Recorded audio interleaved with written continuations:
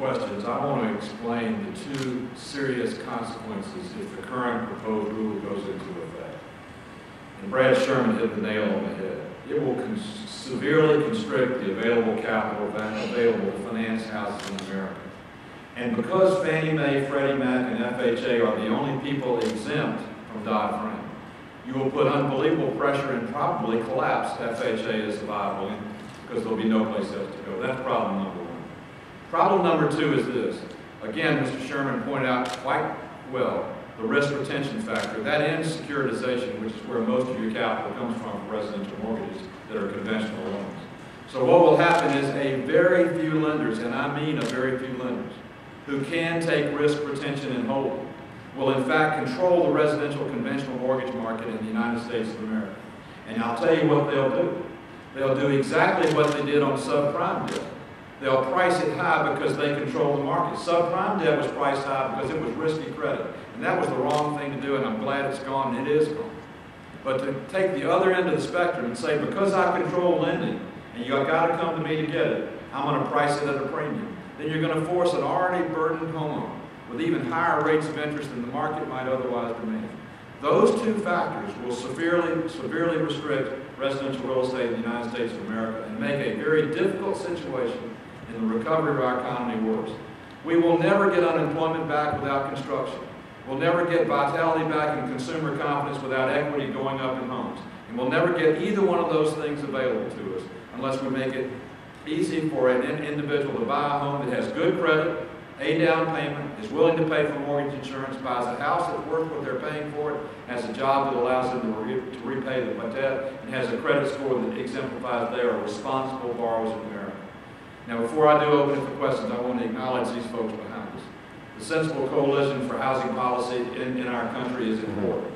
We have behind us people representing almost every entity of consumer interest in the United States, as well as business interest. This is America's single biggest issue. As Brad said, it's complicated and it's not sexy, but it's important. And it's important that all of you help us get the message out so that before August 1st, when this rule becomes permanent, unless the comments sway the regulators, they are swayed to look at what we did originally in QRM and make sure a qualified residential borrower has affordable credit available to them in the United States of America by home. With that said, I'll open questions to anybody that might have one or further comments from my colleagues. Yes, ma'am. I was just wondering if you're proposing a different down payment requirement, 10, 5, or no down payment at all? Well, first of all, I think all of us believe there should be a down payment. And historically in America, you've had a 5% down, 95% conventional loan, a 90%, 10% down conventional loan, 85%, 15% down conventional loans, and then 80% loans or less. What we said in the QRM amendment, when Kay and I and Mary Landry wrote it, was if the down payment is less than 20%, to qualify as a qualified residential mortgage exempt from risk retention, you must have private mortgage insurance insuring the lender on that amount of debt above 80 and up to 95%. Senator? Yes. If this goes through, millions of borrowers will be looking to FHA. What would happen to FHA with that sort of crush on it? Well, without being redundant, it collapsed under the pressure of it. I mean, it would make the government the entity of choice. I was never a believer in exempting Freddie and Fannie and FHA in the first place from Dodd-Frank, but by doing it, they became now the only repository for debt, and they're already under great stress, as we all know. Not too long ago, I think, in our lifetimes, definitely 20% down was the norm. That was the loan that many people got. Probably many of you are there for 20% down. Why is that suddenly not a good thing? Did it work well in the 80s, in the 90s even? Why doesn't it work now? Well, and I don't want to answer all the questions, but I am going to answer this one because I made my living doing this. In 1967, the first home I ever sold as a real estate agent was sold on what was known as piggyback 90% loan. They had just been come out. Mortgage Guarantee Insurance Corporation insured a 15% loan above a 75% loan to go up to 90%. And there was an interest rate differential of a quarter of a point on the amount above 75%. So since 1967 until we got to the subprime lending era when all the rules went out the window, 90% loans were in existence. In 1971, 95% loans became existent with the same requirement of 90% loans, that you had a private mortgage insurance guaranteeing the lender who made the loan that that amount of the loan above 75% and less than 95% would be insured. So contrary to what you have said, 80% was not the norm.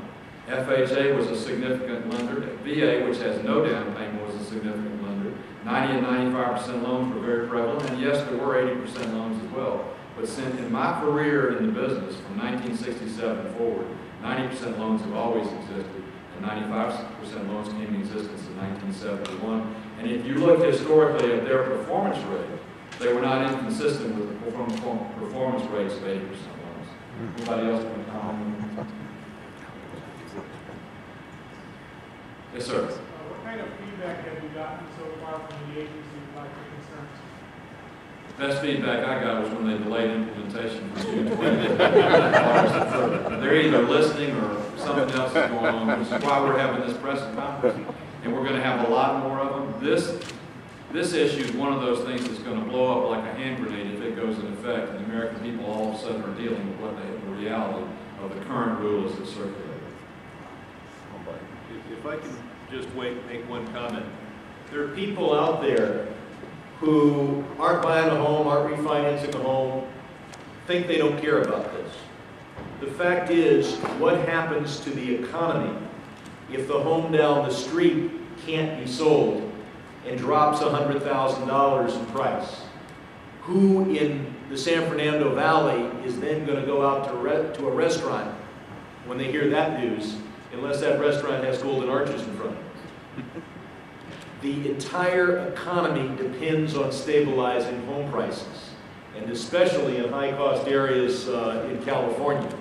If we see the kind of precipitous decline in home prices that this causes, it's not just about those who are buying a home.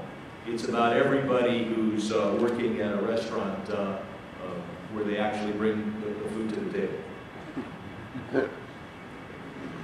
Anyone else?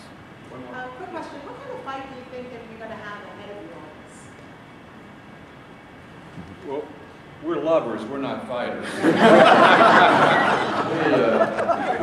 We love American housing, and we love our country, and we want our economy back, and we have done a great job of recognizing the mistakes that regulators made by allowing all-day stated income subprime loans to be made and securitized. And we have corrected that problem, and I want to underline that again. But this rule is an overreach and a reach back in housing policy in the United States of America. These people behind me are not fat cats. We're not talking about high-income people that can make a big down payment. We're talking about rank-and-file American people buying houses.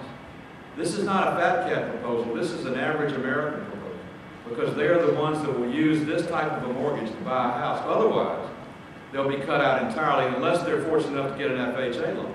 And as I said before, FHA eventually will implode. So, you know, we have a passion for what we're talking about. We have an experience in terms of what we're talking about. And I think we all realize what's going to happen to the housing market in America if this rule goes into effect. So we're going to fight till the 1st of August to make sure that every regulator and make sure every American understands the consequences. We're not looking for easy credit, no skin in the game, or mortgages that don't make sense. We're looking for America to return to what it did for the last 50 years of the 20th century in its housing policy, which built the greatest housing industry in the world. And we're talking about jobs. We're talking about putting people back to work. And I'm so concerned that if this current policy goes into effect, it is really going to have sort of a standstill effect, not only in North Carolina, but across the country, on people who can afford homes, and then the whole industries that are tied into that, whether it's the furniture industry, all the other industries that come into play. And I think one of the facts that, as Senator Isakson said, the fact that the regulators did delay until August the 1st, there are thousands upon thousands upon thousands of public comments coming in. And the regulators hopefully are taking the time to listen to those, understand the impact of what would happen if a 20% down payment rule went into play. And that's what we're here for, to keep sending the message out that that is not what the American economy needs.